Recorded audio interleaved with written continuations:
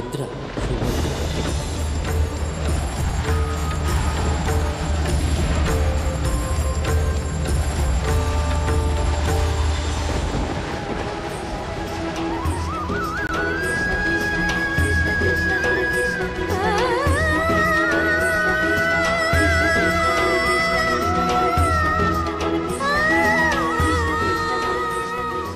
দাদা, দাদা তোমরা এসেছো?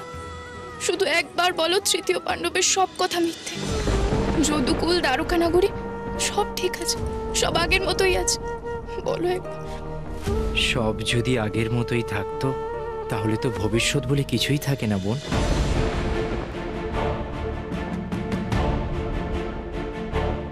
কালচক্র সর্বদা ঘুরে চলেছে, অতীত থেকে বর্তমান হয়ে ভবিষ্যতের দিকে। হ্যাঁ বোন, তুমি অতীত না ভেবে ভবিষ্যতের দিকে দৃষ্টি দাও। ছেলে মানুষের মতো প্রাণ বিসর্জনের কথা ভেবো না। কালের নিয়মেই তুমি নিজেকে ভুলে গেছো সুভদ্রা। ভুলে গেছি নিজেকে? কে আমি? আমি অর্জুন পত্নী নই, কৃষ্ণ বলরামের বোন নই। কি বলছো কি তোমরা দাদা?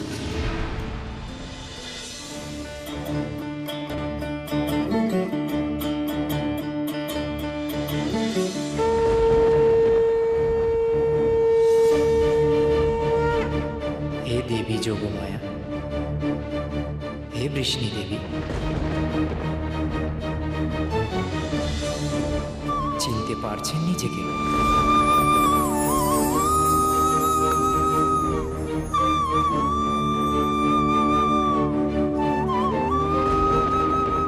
ধরাধামে যে এখনো আপনার কাজ শেষ হয়নি। দাপর যুগ শেষ হয়ে সবে কলিযুগ শুরু হয়েছে দেবী। এই যুগ সন্ধিক্ষণে স্বর্গলোকের একমাত্র আপনিই আছেন এই মর্তভূমিতে মানবী রূপে। আপনার কাজ শেষ না হওয়া পর্যন্ত আপনি যে ফিরে যেতে পারবেন না।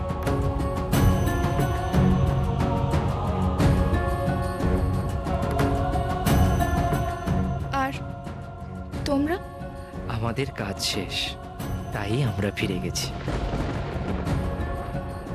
জাগ্রত হন দেবী যোগমায়া, চিনুন নিজেকে।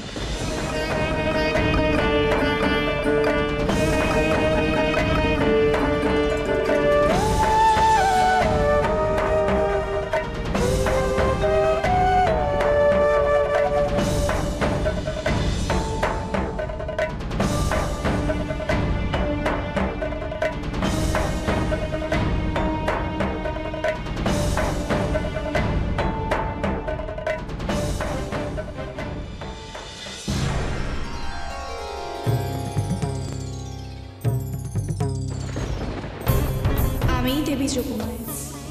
শ্রীকৃষ্ণের মায়ায় নিজেকে চিনতে পারিনি এত। তবু আমায় ক্ষমা করবেন হে জগতের নাথ। আপনি ভাববেন না দেবী, এই বিচ্ছেদ সাময়িক। ফের কলিকালে আবার মর্তধামে আমরা ফিরে আসব। এইরকমই ভাই বোন হয়।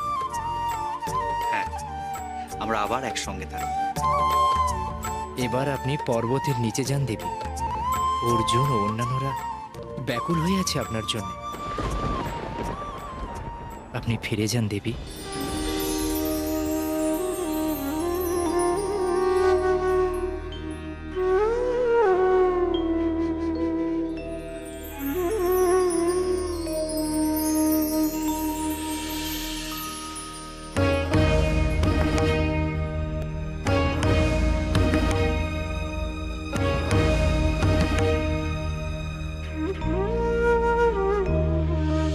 सुदर्शन महाज्वाला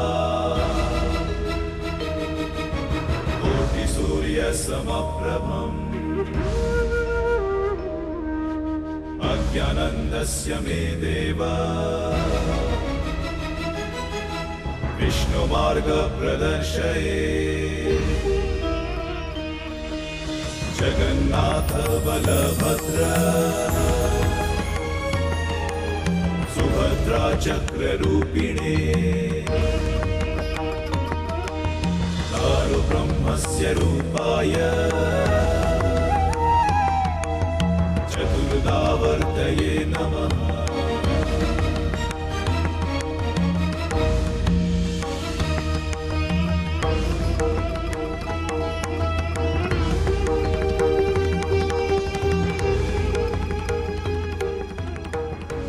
কি দেখছো অমন করে জটিল? জগন্নাথ, বলরাম, সুভদ্রা এরা তিনজনে ভাই বোন। হ্যাঁ জটিল, দুই দাদার ছোট্ট বোন হলো সুভদ্রা। তিনি অর্জুনের পত্নী। তাহলে নীলমাধব কে? জরা যে দৈববাণী শুনলো নীলমাধব রূপে সেই ইষ্ট দেবতাকে পাবে, এই নীলমাধবী কি কৃষ্ণ? হ্যাঁ জটিল, এই নীলমাধবী হলেন কলিযুগের কৃষ্ণ। তাহলে জগন্নাথ তিনি কে? জগন্নাথ হলেন তারই আরেক রূপ। এক ঠাকুরের তিনটে নাম? তা বলতে পারো। তিনি যে শত রূপে বিরাজ করেন এই ধরিত্রীতে। তিনি যে জগতের নাথ। জগন্নাথ। জয় জগন্নাথ, জয় জগন্নাথ, জয় জগন্নাথ। জরা তার দেবতা নীলমাধবকে কি করে পেল? কিভাবে? পেল তো বটেই, কিন্তু বহু পরিশ্রম করে, অসাধ্য সাধন করে। তাকে পাওয়া কি অত সহজ জটিল? কেন? ভগবানকে পাওয়া খুব কঠিন বুঝি? না, কঠিন নয়। ভগবান তো ভক্তের কাছে আসবেন বলেই বসে থাকেন, কিন্তু ভক্তকেও যে তেমন করে ডাকতে হবে। ডাকার মতো করে না ডাকলে ভগবান কি অত সহজে ধরা দেন?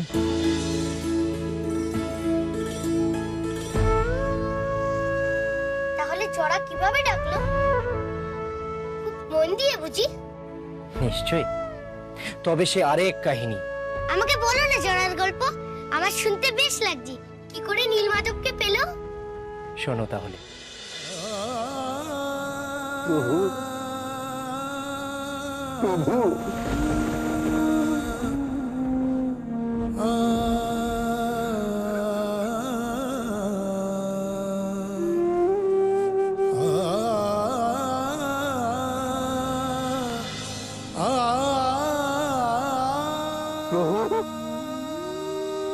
প্রভু তুমি কবে আসবে?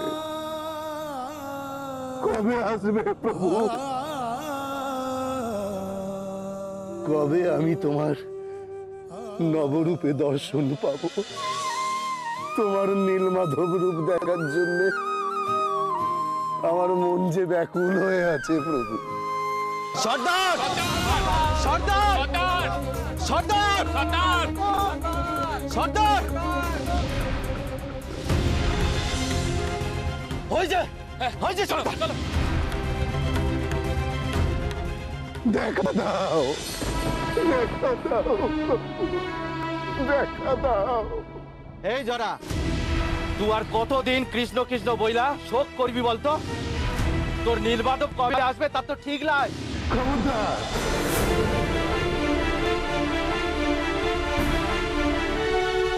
খবরদার এসব কথা বলবি ক্লাই। আসবে আমার নীলমাধব, ঠিক আসবে। কিন্তু অপেক্ষায় বসে থাকলে তো আমরা শেষ হয়ে যাব সর্দার। ওদিকে সমুদ্র ফুসছে, অর্জুন পর্যন্ত সবরগ্রামের প্রত্যেককে ডেকে ডেকে বলে গেছে দ্বারকা ছেড়ে চলে যেতে। সমুদ্র সব ভাইসে নিয়ে যাবে। এইভাবে থাকলে আমরা মইরে যাব। তুই আমাদের দলপতি, তুই আমাদের এমন জায়গায় লিয়া চল যেখানে আমরা অনেক বেশি শিকার করতে পারবো, আরো ভালো করে বাঁচতে পারবো। না না না না না, আর শিকার টিকার লয় গো, আর প্রাণী হত্যা লয় গো।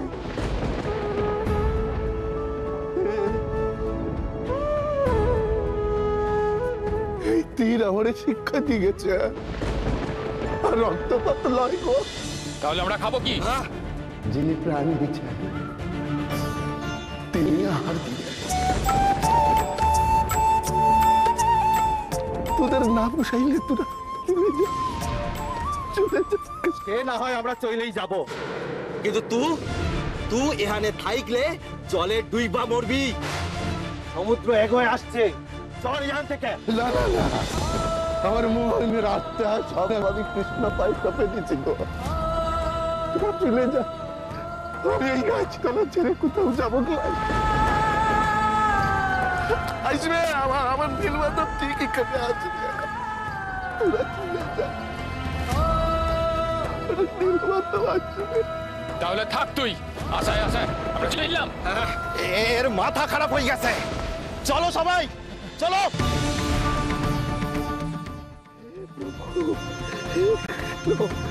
নীলমাধব, হে প্রভু, হে নীলমাধব, দেখা দাও, দেখা দাও প্রভু, দেখা দাও।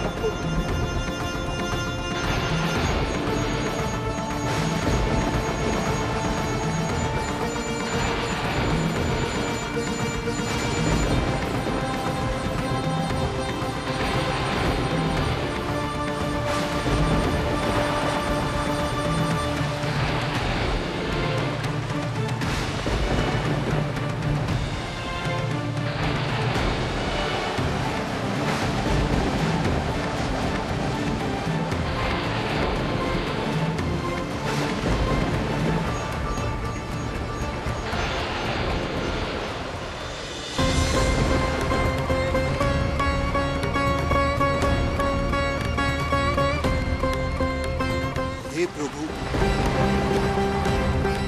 এবার আমি আপনার অনুমতি নিয়ে এই দ্বারকা নগরী গ্রাস করতে চলেছি।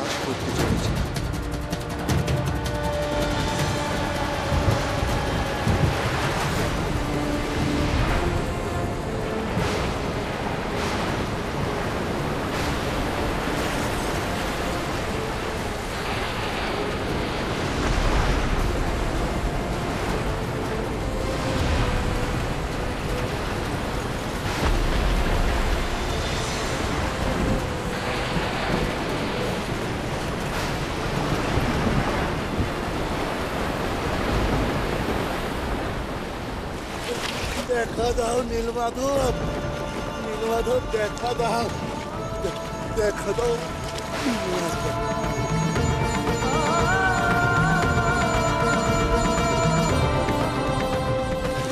হে নীলমাধব, দেখা দাও, দেখা দাও।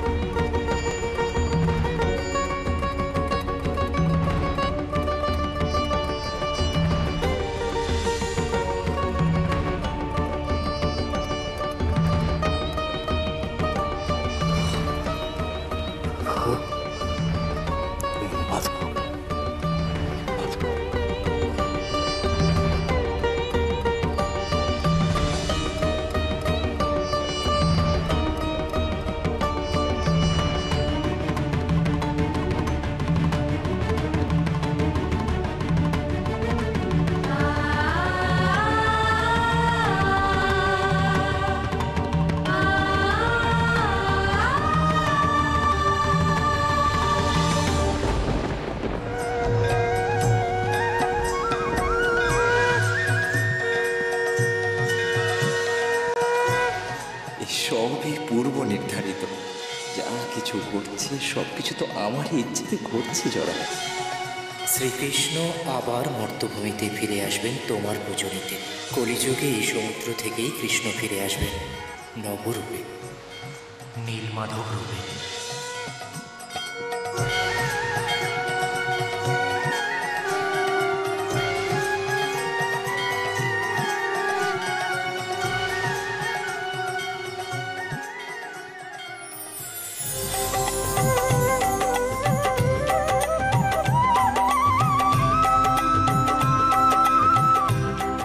নীলমাধব, নীলমাধব, তুমি এসেছো প্রভু। পেয়েছি, পেয়েছি তোমায় প্রভু। নীলমাধব, আমি তোমায় পেয়েছি। এসো প্রভু, এসো। এই অধমের কাছে তুমি ধরা দাও প্রভু, ধরা দাও। জয় নীলমাধব, জয় জয় নীলমাধব, জয় নীলমাধব, জয়।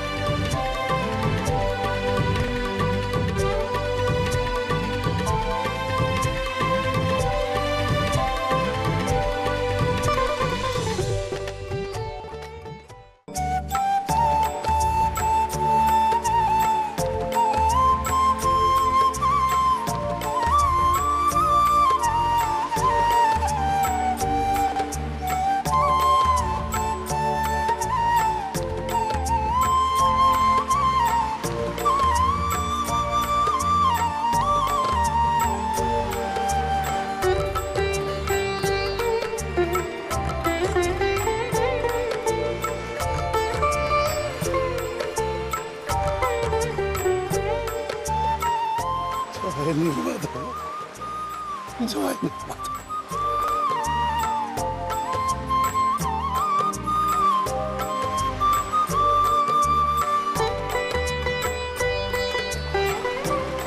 আমি কোথায় এসে পড়েছি?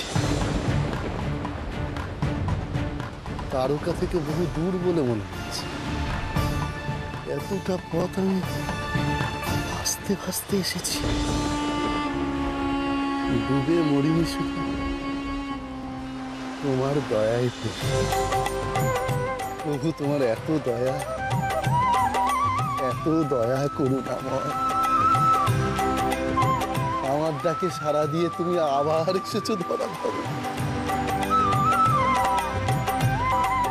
কোন জায়গা, নাম আমি কিচ্ছু জানি না। তবু তুমি যখন আমাকে এখানে নিয়ে এসেছো, আমি তোমাকে ওই পাহাড়ের চূড়ায় প্রতিষ্ঠা করি। ওই পাহাড়ের চূড়ায়। জয় নীলমাধব, জয় শ্রীকৃষ্ণ, জয় নীলমাধব, জয় নীলমাধব।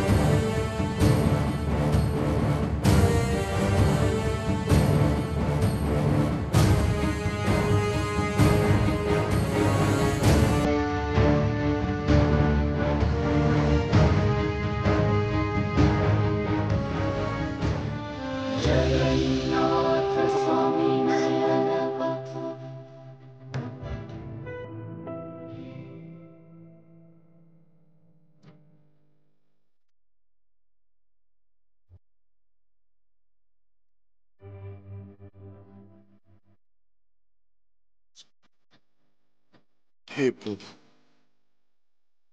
হে নীলমাধব, তোমার দর্শন পেয়ে আমার লক্ষ জনম সার্থক হলো নাথ।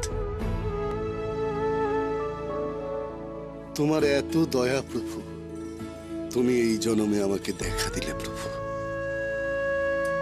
আমি উদ্ধার হলাম। প্রভু, আমি যেন অনন্তকাল তোমার চরণে ঠাঁই পাই, তোমার সেবা করতে পারি। হে নীলমাধব,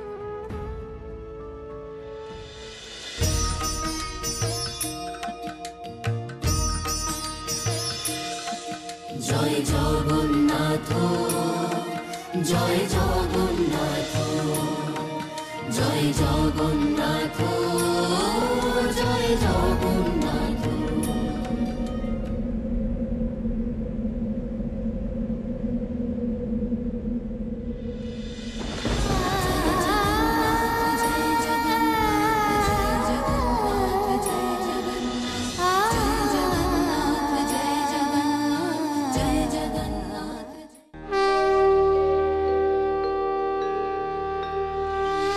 জরা কি মারা গেল মধুসূদন দাদা? এই মৃত্যুকে স্বাভাবিক মৃত্যু বলা যায় না জটিল, এ হলো মোক্ষ লাভ।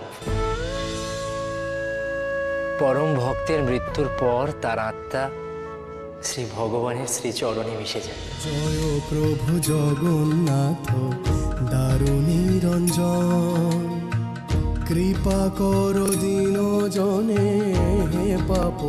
তার আর পুনর্জন্ম হয় না। জয় প্রভু মর্তলোকে জন্মগ্রহণ করে তাকে আর কষ্ট পেতেও হয় না। কৃপা কর পরম শান্তিতে সে ভগবানের কাছে থাকে। জয় জগন্নাথ। নীলমাধবের দর্শন লাভ করায় জরাও মোক্ষ লাভ করল। কিন্তু নীলমাধব তো রয়ে গেল সেই পাহাড়ের গুহায়। কেউ তার খোঁজ পেল না বুঝি? না, কেউই তার খোঁজ পেল না। নীলমাধব রয়ে গেল নীলগিরি পাহাড়ের এক অজানা গুহায়। যদিও বা পেত, হঠাৎ করে একটা বড় পাথর এসে গুহার মুখ একেবারে বন্ধ করে দিল। সেখানে জন্মে গেল বহু গাছপালা, লতা পাতা, গুল্ম, একেবারে ঢেকে গেল গুহা।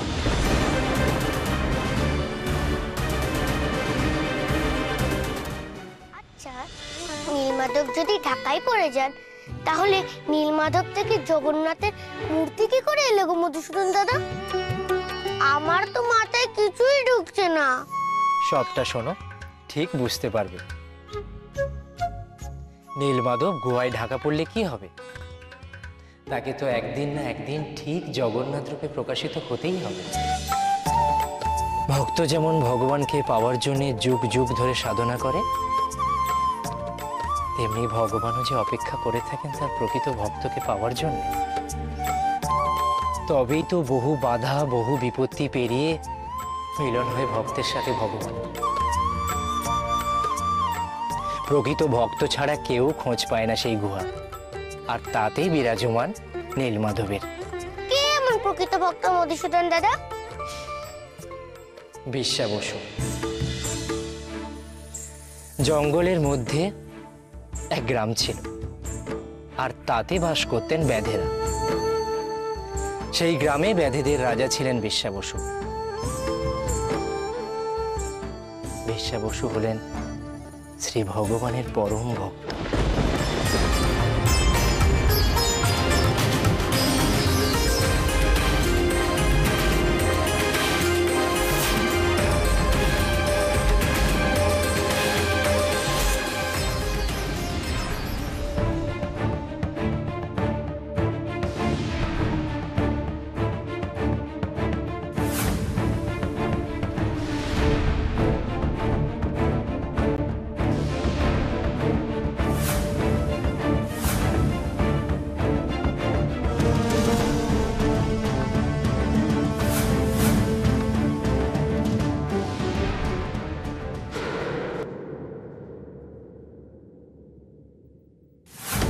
আর এই জঙ্গলে বেড়ে উঠেছে আরেকজন, সবর রাজ বিশ্বা বসুর মেয়ে ললিতা।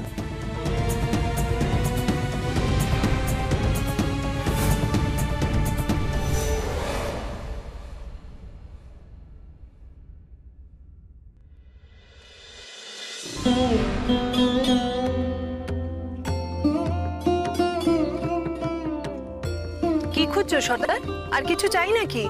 চন্দনের পাত্রটা কোথায়? এ বাবা যা, আমি না চন্দন বাটতেই ভুলে গেছি। তোমার পুজোয় বাধা পড়লো না? দাঁড়াও দাঁড়াও, আমি এক্ষুনি চন্দন বেটে দিচ্ছি। তাড়াহুড়ো করার কোনো দরকার নেই, ধীরে সুস্থে কর। আমাদের প্রভু ভক্তির বশ।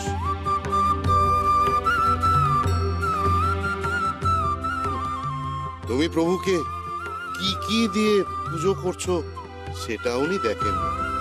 উনি দেখেন তোমার অন্তরে ভক্তি আছে কিনা।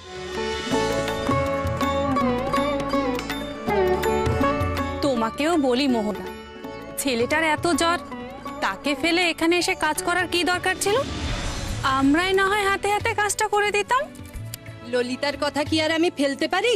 গভীর জঙ্গলে যাওয়ার আগে পই পই করে বলে গেছে আমি যেন ওর বাপের পুজোর জোগাড় করে দিই, তাই তো আসতেই হলো। অবশ্য ললিতা জঙ্গলে যাওয়ার আগে জানতো না আমার ছেলেটার যে জ্বর। তাই বলো, ও যদি আগে জানতো তাহলে নিশ্চয়ই ছেলেকে ফিরে তোমাকে এখানে কাজ করার কথা কিছুতেই বলতো না। যা দয়া শরীর মেয়ের।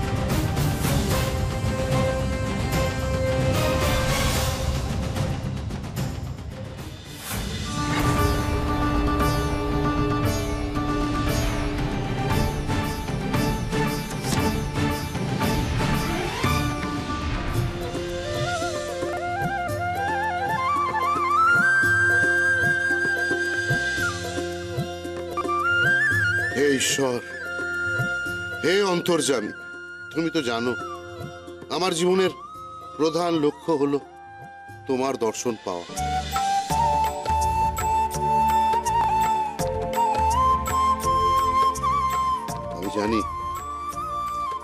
আমি জানি আমাকে হিংসা ত্যাগ করতে হবে, এও জানি প্রাণী হত্যা করা মহাপাপ।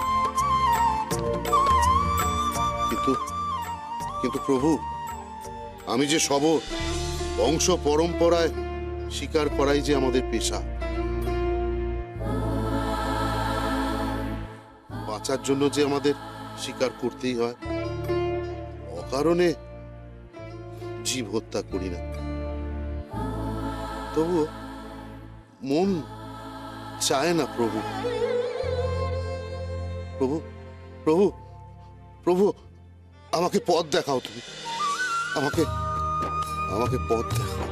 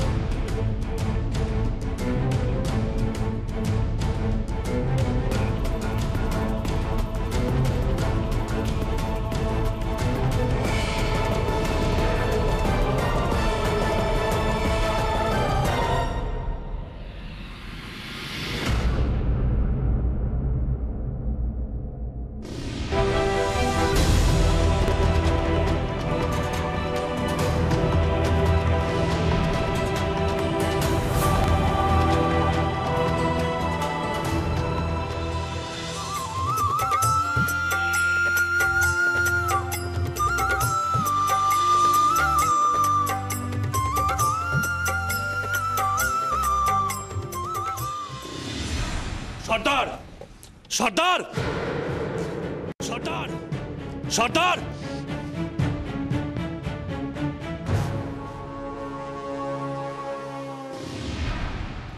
কি হলো ভল্ল, ডাকছিস কেন? সর্দার, গ্রামের শেষ মাথায় যে কুয়োটা থেকে আমরা খাবার জল নিই সেটা বামুনরা দখল করে নিয়েছে।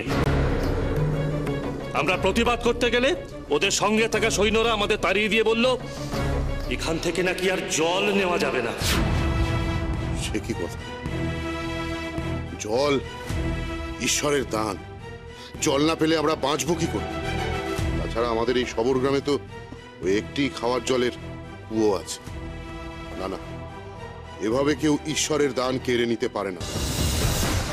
তোমরা চলো আমার সাথে। কি সর্বনাশ! আমি তো পুজোর জোগাড় করতে আসবো বলে জল তুলতেই ভুলে গেছি।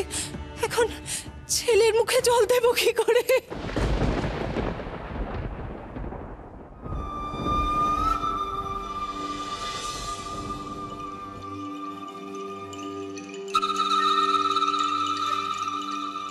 প্রণাম ঠাকুর। হট হট হট, না হলে তোদের ছায়া মারাতে হবে। শোনো বীরসা বসু, কোন রকম অশান্তি করার চেষ্টা করবে না। ভালো চাস তো এখান থেকে চলে যা, নাহলে এই সৈন্যরা তোদের হাড় গোড় ভেঙে গুঁড়িয়ে দেবে। আমরা এখানে অশান্তি করতে আসিনি, এটুকুই বলতে এসেছি। এই কুয়ো প্রকৃতির দান, আপনা আপনি তৈরি হয়েছে, কেউ খুঁড়ে বানায়নি। আপনারা আমাদের এখান থেকে জল নেওয়া বন্ধ করতে পারেননি। আমরা বহু কাল ধরে এই কুয়োর জল খাই। আপনারা কুয়োর জল না নিতে দিলে কি করে চলবে?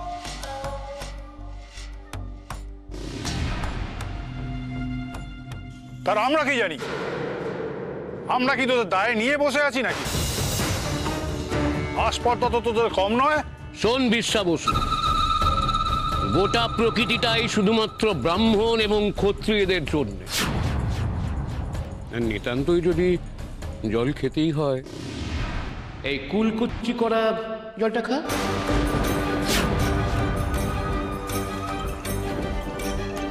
না ঠাকুর,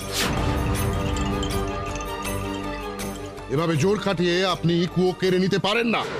শোন বিশ্বা বসু, গলা তুলে কথা বলবি না। এটা তোদের কুয়ো, তবে জেনে রাখ, এই কুয়ো আমরা রাজার কাছ থেকে দান হিসেবে পেয়েছি। এখানে যা কিছু করতে হবে সব আমাদের ইচ্ছে মতন করতে হবে। এক নয় জঙ্গল থেকে চলে যা, না হলে এই ব্রাহ্মণ দেবতাদের কৃতদাস হয়ে থাক। কোনটা বেছে নিবি তোরাই ঠিক করে নে। এ কেমন বিচার রাজা? যুদ্ধের সময় এই ব্যাধেরাই রাজার সৈন্যদল হয়ে যুদ্ধ করে দেশকে বাঁচায়, আর আজ তাদেরই উৎখাত করা হচ্ছে। এ অন্যায়, ঘোর অন্যায়। তোদের মতন শবরদের কাছে রাজার ন্যায় অন্যায় শিখবে। রাজাকে নালিশ করলে শুলে দেবে জানিস? জানি, খুব জানি। যুগ যুগ ধরে আমরা জঙ্গলে বাস করছি, তোমরা দিনের পর দিন চাষ করার নামে জঙ্গল কেটে ফেলছো। পশু পাখির কথা তো বাদই, আমাদের কথাও ভাবো। আমরা কিচ্ছু বলিনি, কিন্তু আজ জল বন্ধ করলে আমরা তা মেনে নেব না। মন ঠাকুর, একবার ভেবে দেখি, জল না পেলে আমরা তো তেষ্টায় মরে যাব। আমাদের মহিলারা, বাচ্চারা জল না পেলে বাঁচবে কি করে? আমি ওদের রাজা হয়ে ওদের কষ্ট আমি কিভাবে মেনে নিই? দয়া করুন, দয়া করুন। আপনারা বামন দেবতা, এভাবে আমাদের কষ্ট দেবেন না। শোন বিশ্বা বসু, এ কুয়ো আমরা মন্ত্র বলে শুদ্ধ করেছি। জল নেওয়া তো দূরের কথা, ছুতে পর্যন্ত দেব না। জাদুরা, একবার অনুমতি দাও সর্দার, এদের সব কটাকে তীরে গেঁথে নি, তারপর দেখি আমাদের জল নেওয়াকে আটকায়।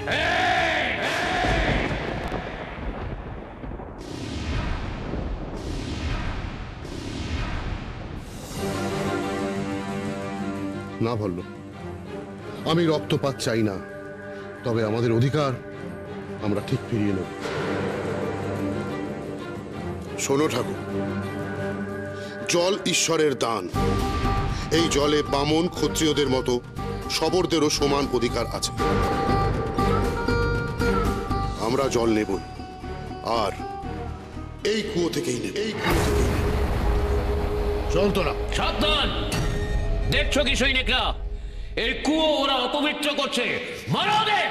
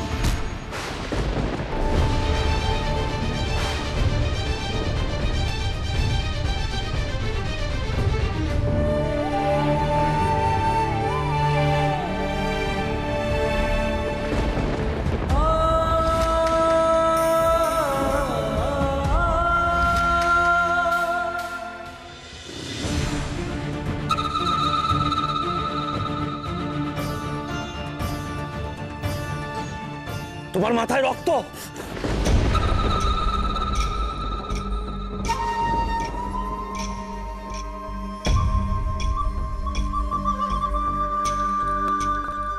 এরপর আর এখানে দেখলে প্রাণী মেরে দেব। দূর হ, যা দূর হ। চলো সর্দার, মার খেলে তবু তীর চালানোর অনুমতি দিলে না।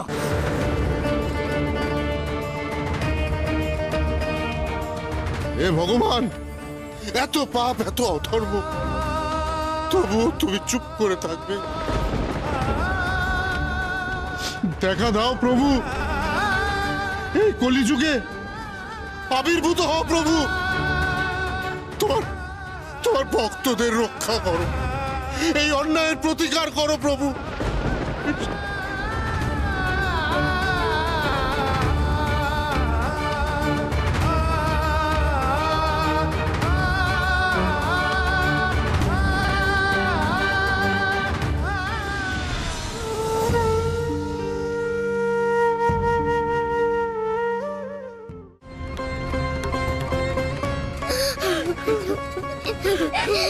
একটু জল মা, একটু জল দাও, একটু জল দাও না,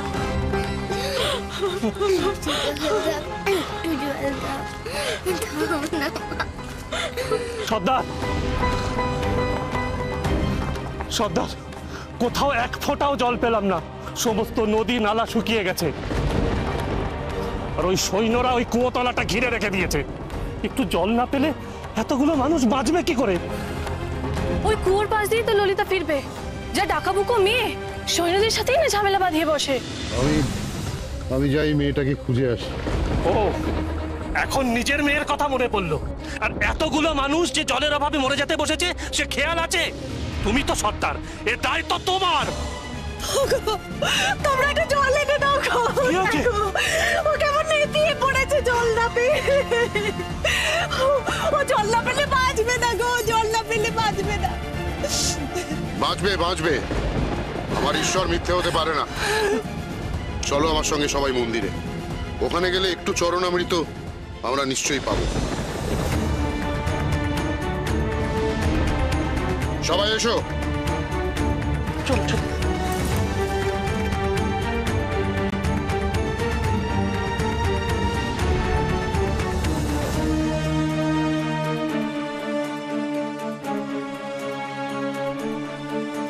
দেখি এ তো আমাদের দেবতা, আমাদের মন্দির।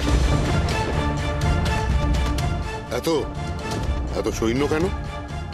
আর মন্দির এরকম ভাবে কে সাজালো? আমরা আমরা